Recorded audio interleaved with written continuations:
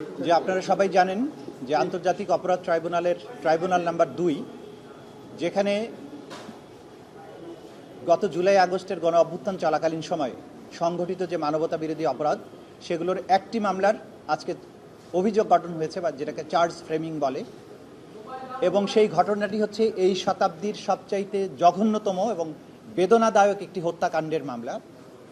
5ই August 2024 সালে বিকেলবেলায় আশুলিয়া থানার সামনে একটা ছোট্ট রাস্তার মধ্যে ওখানে 6 জন আন্দোলনকারী তরুণ ছাত্র জনতাকে গুলি করে পুলিশ হত্যা করে, এবং সেইখানে গুলি করার সময় তারা সাবমেশিন গান থেকে শুরু করে ভারী আগ্নেয়াস্ত্র ব্যবহার করে।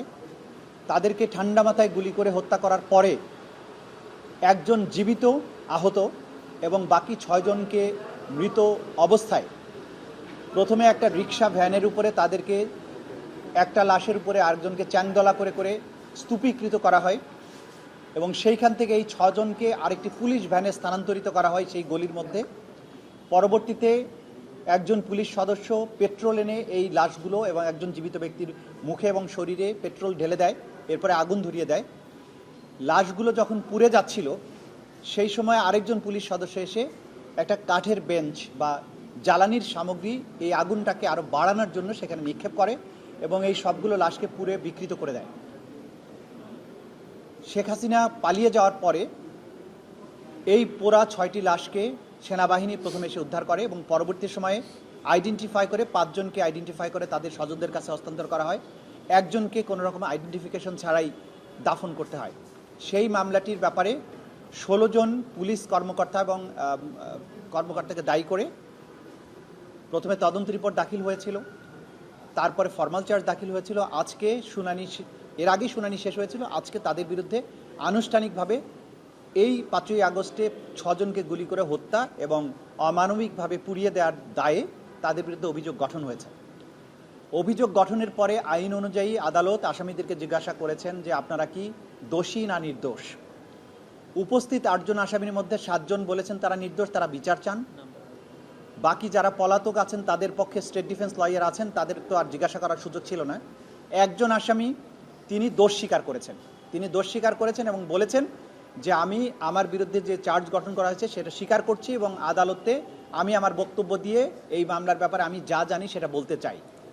আদালত তার দোষ স্বীকার যে করেছেন সেই অংশটুকু তার বক্তব্য রেকর্ড করেছেন এবং তিনি আরও যে কথা বলতে চান, উনি রাজসাক্ষী হতে চেয়েছেন। আদালত বলেছেন এই ব্যাপারে আপনি লিখিত আবেদন দিতে পারেন, সেইটা আমরা কনসিডার করব কি করব না এটা পরবর্তীতে বিবেচনা করব, কিন্তু এই পর্যায়ে কোনো অ্যাপ্রুভার হওয়ার কোনো দরখাস্ত আজকে পর্যন্ত নাই এবং এই ব্যাপারে আদালত কোনো আদেশও দেননি। এবং আপনাদেরকে স্পষ্ট করতে চাই, অনেকে বিভ্রান্তি তৈরি করেন। প্রসিকিউশনের পক্ষ থেকে আমরা কাউকে অ্যাপ্রুভার হওয়ার জন্য কোনো প্রস্তাবও দেইনি।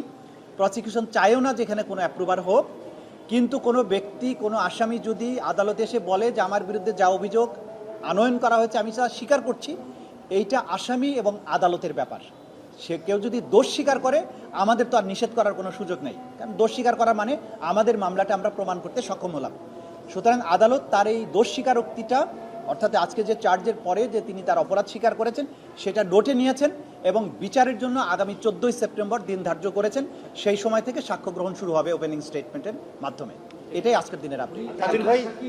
তাদের ভাই 16 জন পুলিশ না তো, একজন তো সাইফুল তো এমপি ছিল না? সাইফুল, হ্যাঁ, একজন লোকাল এমপি, আরেকজন আছে সিভিলিয়ান। আচ্ছা, যেটা প্রশ্ন করেছেন যে কি প্রশ্ন আবার বলেন। রাজসাক্ষী হওয়ার কোনো আবেদন আজকে পর্যন্ত নেই। উনি মৌখিকভাবে বলেছেন যে উনি মামলার ব্যাপারে তথ্য দিতে চান। আদালত তখন বলেছেন যে আপনারা লিখিত আবেদন দিতে পারেন, সেই আবেদন দেওয়ার পরে আমরা অ্যাকসেপ্ট করব কি করব না সেটা পরবর্তীতে বিবেচনা করব। সুতরাং এখন পর্যন্ত অ্যাপ্রুভার হওয়ার কোনো লিখিত আবেদন নেই। আমরা আবেদন দেখলাম যে সুপুরঞ্জন বাড়ি, এটা ট্রাইব্যুনালে একটা আলোচিত ঘটনা, একজন সাক্ষীকে নিয়ে যাওয়া হয়েছিল এবং পার্শ্ববর্তী দেশে নিয়ে যাওয়া হয়। উনি আজকে অভিযোগ করেছেন প্রথমবারের মতো সাবেক প্রধানমন্ত্রী শেখ হাসিনা এবং প্রথমবারের মতো সাবেক কোনো প্রধান বিচারপতি, ট্রাইব্যুনালের বিচারপতি, সাবেক আইনমন্ত্রী শফিক আহমেদ, আইন প্রতিমন্ত্রী কামরুল ইসলামের বিরুদ্ধে অভিযোগ দিয়েছেন। এটাকে আপনারা কীভাবে দেখছেন?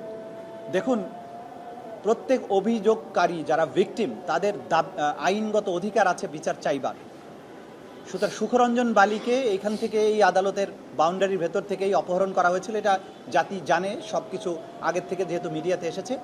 তিনি তার এই অপহরণের সাথে যারা জড়িত, যারা এই ঘটনার সাথে সম্পৃক্ত ছিলেন, তাদেরকে দায়ী করে অভিযোগ দায়ের করেছেন আমাদের কাছে। আমরা আইন অনুযায়ী এটা আমাদের তদন্ত সংস্থার কাছে প্রেরণ করব।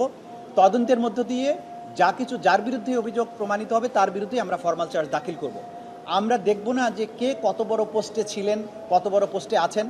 এখানে যেমন সাবেক প্রধানমন্ত্রী আসামি হয়েছেন, প্রধান বিচারপতিও হতেই পারেন।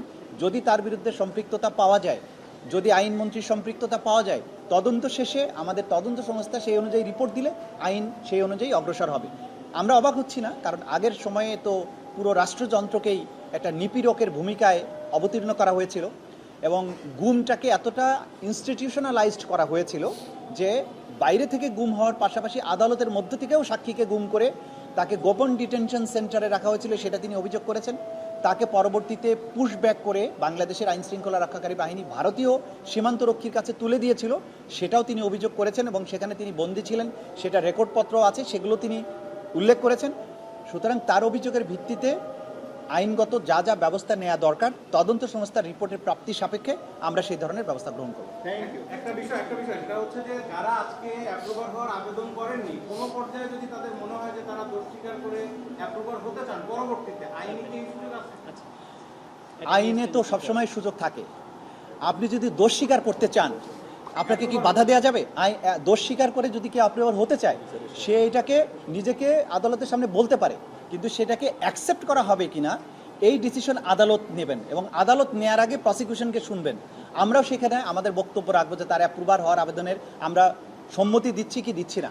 সেইটা যদি মামলা প্রয়োজনের প্রমাণের স্বার্থে প্রমাণ দরকার হয় তাহলে আমরা বলবো। এখন পর্যন্ত আমরা কারো অ্যাপ্রুভার হওয়ার ব্যাপারে এই মামলায় অ্যাপ্রুভার হওয়ার কোনো প্রয়োজনীয়তা দেখছি না, কিন্তু কেউ যদি স্বেচ্ছায় অ্যাপ্রুভার হতে চায় সেটা তার ব্যাপার, সেই ক্ষেত্রে আমাদের কোনো বক্তব্য নেই।